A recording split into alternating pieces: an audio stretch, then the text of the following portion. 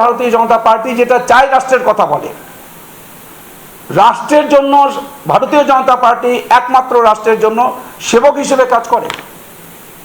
এটাই কি তাদের অপরাধ যে আদিবাসীরা ভারতীয় জনতা পার্টিকে বেশিরভাগ সমর্থন করেন? আপনি যদি সব জায়গায় দেখেন যে আদিবাসী অধ্যুষিত এলাকাতে, সেখানে দেখবেন আদিবাসীরা সরাসরিভাবে ভারতীয় জনতা পার্টির সমস্ত প্রার্থীদের তারা ভোট দেন।